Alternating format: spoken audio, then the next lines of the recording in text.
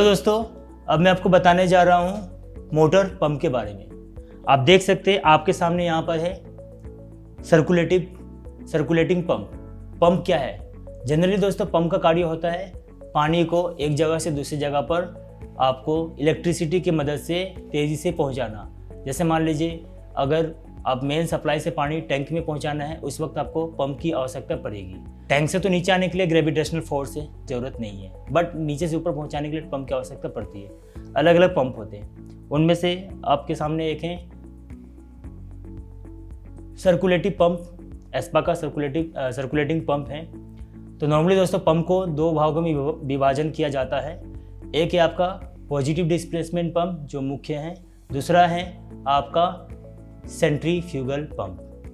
अब जो positive displacement pump है दोस्तों, उनके अंतर्गत आते हैं आपका रेसिप्रोकेटिंग पंप और रोटरी पंप। तो जो रेसिप्रोकेटिंग पंप है उनके अंतर्गत आते हैं पिस्टन पंप, प्लंगर पंप और डायफ्रागम पंप। जो रोटरी पंप है दोस्तों, उसके अंदर आते हैं आपका gear pump, lobe pump, vane pump और कप पंप। तो इस प्रकार से हम पंप का जो विभाजन है, कितने प्रकार के पंप वो हमने जाने हैं। अब उनमें से एक है आपका सेंट्रीफ्यूगल पंप, जो आपके एस्पा सर्कुलेटिंग पंप आपको दिख रहा है। इनमें जो दोस्तों जो इनका इनलेट और आउटलेट है ये सेंट्रलाइज्ड है, एक ही दिशा में है।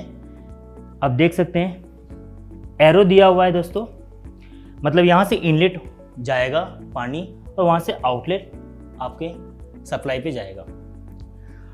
इस हिस्से को कहते हैं मोटर, इस हिस्से को कहते हैं पंप। ये इनका कैपेसिटर है, स्पीड कंट्रोलर है। इसके अंदर दोस्तों इंपेलर होते हैं जो कि पंप को पानी को आगे की तरफ ढकेलते हैं विद द हेल्प ऑफ जो मोटर है, जो पावर है, जो वाइंडिंग है, उनकी मदद से। पंप के अंदर और भी अलग अलग पार्ट्स होते हैं, जैसे इंपेलर होते हैं। इंपेलर के सेंटर को आई ऑफ इंपेलर कहते हैं। इसके अंदर इंपेलर होते हैं, इसे केसिंग कहते हैं। इंपेलर जो है दोस्तों शाफ्ट से रोटेट होते हैं, शाफ्ट के थ्रू।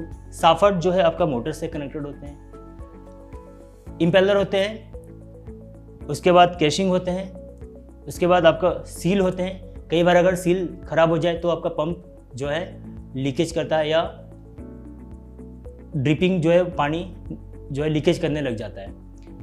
और कई बार दोस्तों अगर मान लीजिए पंप में पानी चला जाए तो भी पंप जो है ख़राब हो सकता है, या फिर आपका जो वाइंडिंग है मोटर जल सकता है। तो कुछ हमें पंप की सावधानियाँ भी बरतनी पड़ती हैं। और दोस्तों पंप जहाँ पे भी विस्थापन किया जाएगा,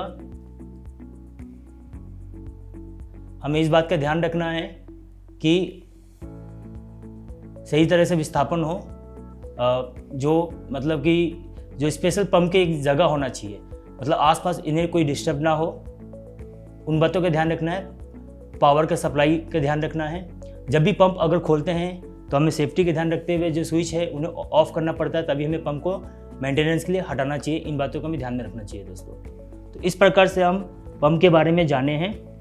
पंप का जो कनेक्शन आप देख सकते हैं, यहाँ पे यूनियन लगा हुआ है जिनसे हम खोलकर बाद में पंप को मेंटेन रिपेयर के लिए ले जा सकते हैं। ये पोर्शन आप खोल सकते हैं दोनों तरफ से। तो ये पाइप आपका गया हुआ है GI का 1 इंची का, दूसरे छोर पर भी गया हुआ है। तो ये आपका इनलेट है दोस्तों, ये आउटलेट है। तो ये है पंप के बारे में।